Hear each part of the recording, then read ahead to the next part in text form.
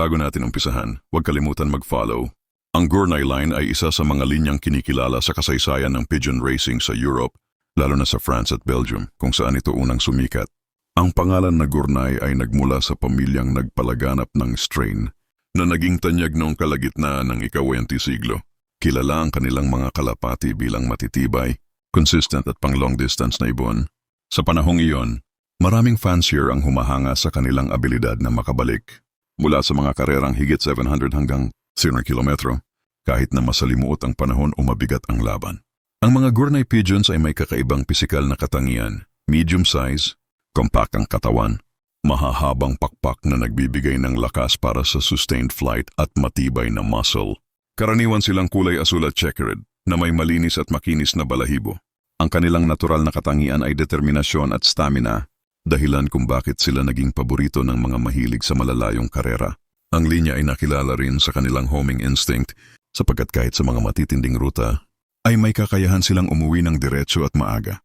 Sa kasaysayan, ang Gournay Line ay hindi lamang nanalo ng maraming prestihiyosong karera, kundi nakapagtatag din ng reputasyon bilang foundation bloodline.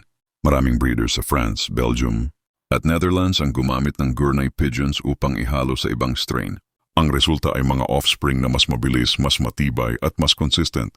Ang versatility ng kanilang dugo, ang dahilan kung bakit sila ay naging popular na crossing material sa iba't ibang panahon. Kung pag-uusapan ng saan maganda ipares ang Gournay Line, narito ang ilan sa mga napatunayan. Delbar Line, parehong pang long distance, kaya't lumalabas ang stamina at katatagan sa matitinding laban. John Arden Line, isang klasikong kombinasyon para sa extreme long distance. Nagbibigay ng endurance at tibay kahit sa magdamagang karera. Bricu Line, kapwa kilala sa consistency, kaya't ang timpla ay nagre-resulta sa ibong maaasahan sa iba't ibang kondisyon. Catrice Line, nagdaragdag ng orientation at determinasyon, bagay para sa malalayong ruta. Jansen Line, para naman sa mga nais magdagdag ng bilis. Maganda itong partner ng Gournay dahil bumabalanse ang kanilang endurance at explosiveness. Ang impluensya ng Gournay Line ay hindi matatawaran.